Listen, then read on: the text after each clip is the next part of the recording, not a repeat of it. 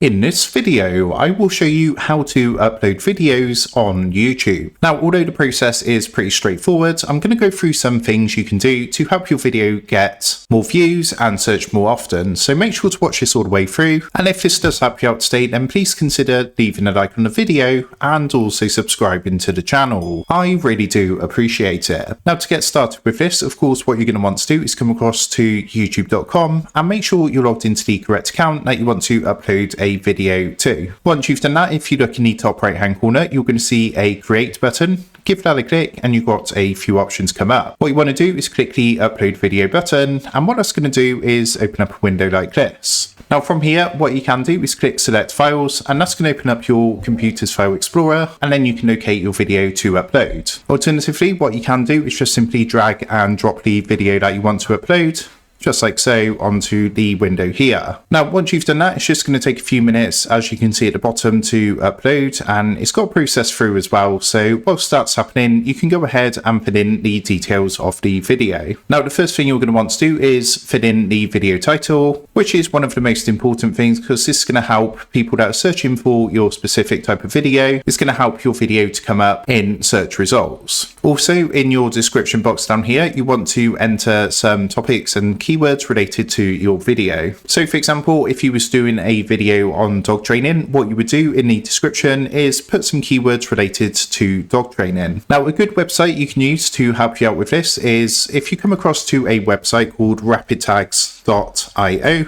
And what you want to do is basically, for example, you can use the search box at the top and you can type like dog training or something like that. Click generate. What it's going to do is load up some tags for you. Now, what you want to do with your description is try and incorporate these tags naturally into a video description. So what I mean by that, for example, if we take the dog training tips keyword here, copy this, I'm going to come back to our description, and then you could start like this, for example. So in this video, I will be sharing and then put the dog training tips. So that is one keyword incorporated, which flows naturally. You want it to flow naturally in the description, as it just helps with the algorithm and things like that. So what you want to do is put your description in, fill that in. Once you've done that, when you scroll down, you're going to see a few more things you need to do. So next you want to upload your thumbnail, and your thumbnail is what you see when you scroll through YouTube. So it's the initial picture. So you're going to see some people create their own thumbnails, which is what I would personally recommend. But if you don't want to do that just yet, then what's going to happen is YouTube's automatically going to select a frame from your video. You can also select a frame yourself, but what I would recommend doing is trying to upload your custom personal thumbnail if you can do that instead.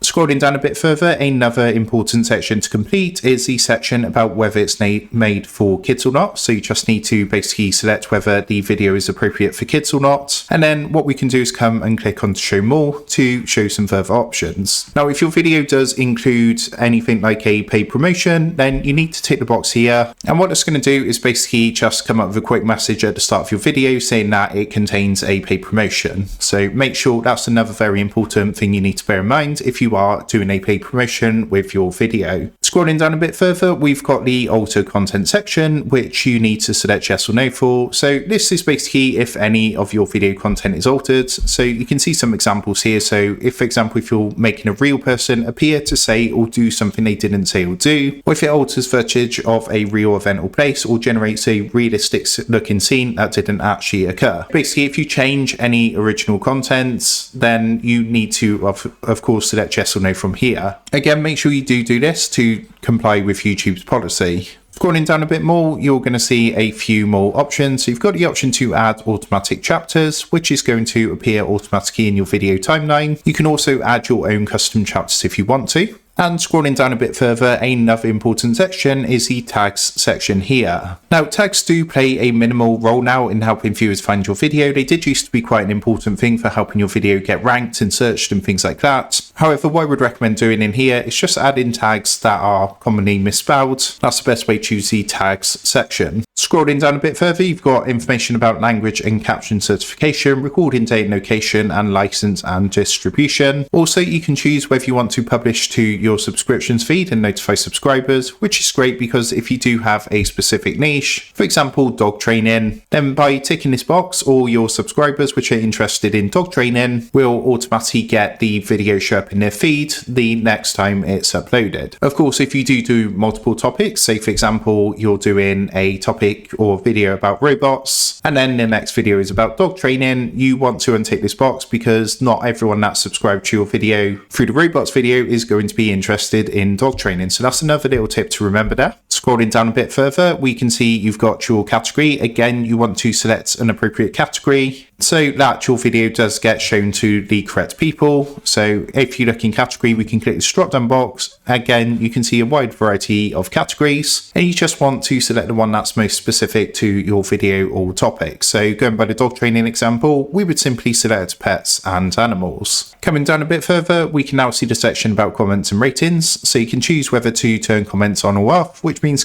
people can comment on your video. And you can choose a moderation as well, which basically means any appropriate comments and things like that will get held by YouTube for you to review. You can see there's a few different levels of moderation, so you can just go through those and choose the one that is most appropriate for yourself. There's a small box underneath which you can tick if you want to show how many viewers liked the video, and you've also got the option to add a fundraiser to your video. So once you've gone through and done all those steps, what you can do is click next at the bottom. If you are part of the YouTube partner program, you can now choose whether you want to monetize your video or not. So by monetizing your video, if you turn this on, what's going to happen is ads are going to be displayed throughout your video, which of course you would make some earnings from. Once that's done, come and click next at the bottom, and then what you can do is rate your video. So basically you just want to declare if there's any of these topics in there, for example, things like shocking content or anything related to controversial issues, sensitive events. All you want to do if there is something in there is click onto the topic, and you can choose from here what to do. If you don't have any of those at all, just tick the box at the bottom saying none of the above, and then what you can do is submit your rating. Once that's done, click next at the bottom, and then what you can do is add video elements. So from here, what you can do is add end screens to your video, which could be a call to action to subscribe. So for example, if I click onto ads next to add an end screen, you'll see we've got some different templates. What we can do is add, for example, this one, which has one video, one subscribe. So it's going to look